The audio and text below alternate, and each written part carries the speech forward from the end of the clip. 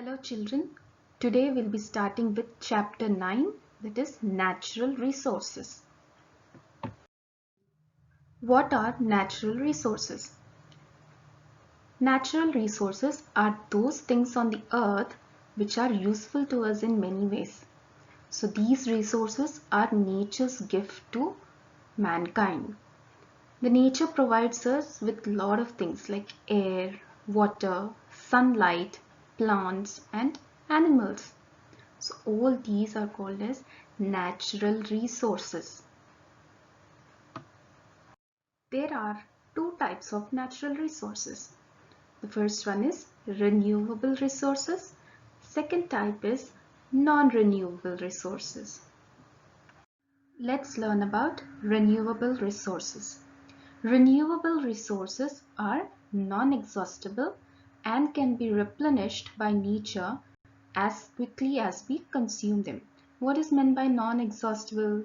Non-exhaustible means something which is found in abundance. So there is no limitation for this. You can find these resources in abundance. What is meant by replenished? Replenished means something that can be restored or renewed, which is why these resources are called as renewable resources. Examples of renewable resources include soil, air, water, sunlight, etc. Now let's learn about soil. Soil is one of the renewable resources. The topmost layer that we find on the earth's surface, it is called as soil. So how is the soil formed? It is formed when rocks will break into small particles. This soil also contains the remains of dead animals and plants. So when the dead animals and plants are buried deep within the soil, they form humus. What is humus? Humus is a decomposed organic matter that is formed out of dead plants and animals. So these dead plants and animals, they form the humus. How does this humus help?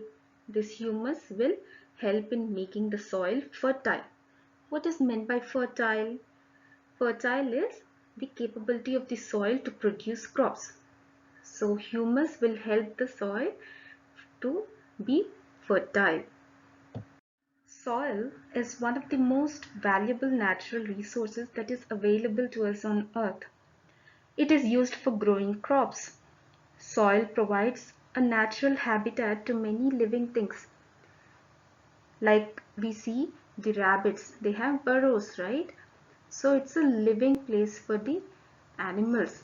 So soil acts as a natural habitat to many living things. It is also used as a raw material for making bricks.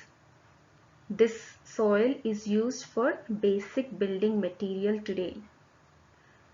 So soil is one of the renewable resources which is very valuable to us, and it should be protected and conserved. Now let's learn about air. Air is also one of the renewable resources. It is non-exhaustible. That means we can find it in abundance. Air is one of the important natural resources. Without air, we cannot breathe. So when the air starts moving, it is called as wind. The force of the wind can be harnessed. What is meant by harnessed? It can be controlled. So this force of wind can be controlled to move machines. If you can see in the image, the wind is used to move the windmill. And this, when the windmill starts moving its blades, that's when it produces power or electricity. About 3/4 of the earth's surface is covered with water. Water is very important natural resource. Without water, there would not be any life on earth. So water is a very important natural resource that is available to us. We need to make sure that we use this water properly. Water is used for various purposes like drinking, cooking, bathing, cleaning, and irrigation or agricultural purposes. Now, water is also an important source of energy. Water can also be used to generate electricity. How? The water which is stored in dams, it will be released to fall on blades. If you can look at the image, the top of the image we have the water. So this water is made to fall on the blades below. These blades are located on the turbines. If you can look at the right side of the image, at the bottom you have the turbines. So these turbines will have blades. So when the water is made to fall on these blades, when it is released to fall on these blades, what will happen? The blades on these turbines will start rotating with speed. When they start rotating with speed, they will generate electricity. So such kind of electricity generated from water is called as hydroelectricity. Most of the energy that we use today, it comes from the sun. This kind of energy is called as solar energy. Why? Because we get this energy from the sun. The sunlight, when it falls on the earth's surface, it will heat the earth's surface, and this heat will be absorbed. This light and heat will be absorbed by the plants for photosynthesis. What is photosynthesis? Photosynthesis is the process by which a plant will use the solar energy and produce its own food. So photosynthesis is a process by which the plant will absorb the heat and light from the sun and it will produce its own food. So sunlight or solar energy is one of the most important energies that we use in our day-to-day lives. So solar energy can be used to generate electricity, to cook food, or to light up buildings. Solar energy is nothing but the light and heat that we get from the sun. So we can use this energy in various ways. One of the ways that we can use this is through solar panels. It is a panel which is designed to absorb the sun's rays. As a result of this, we can generate electricity or heating. Examples of non-renewable resources include forests, minerals, coal, petroleum, iron, gold, silver, etc. So all these resources take a really long time to form again, which is why they need to be used very carefully. Now let's learn about forests. Forests are one of the most important natural resources. So these forests, what do we find in forests? We find trees. So the trees, they take in carbon dioxide and they give out oxygen. This oxygen is used by the humans. Without oxygen, we cannot survive. So forests are responsible for taking in carbon dioxide and giving out oxygen.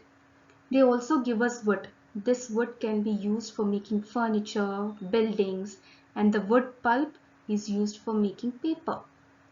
The forests also give shelter to various kinds of animals and birds. They are also responsible for binding the soil. So whenever there's rain or floods, these forests will prevent the rainwater from making the soil being washed away. So they help the soil in maintaining its fertility, which is why forests are one of the most important natural resources. Now let's learn about petroleum, coal and natural gas. These three, that is petroleum, coal and natural gas, are called as fossil fuels. What is meant by natural gas? Natural gas is a mixture of gases. These gases are methane, nitrogen, carbon dioxide, etc. So this natural gas will be used as a source of energy for heating, cooking or generating electricity.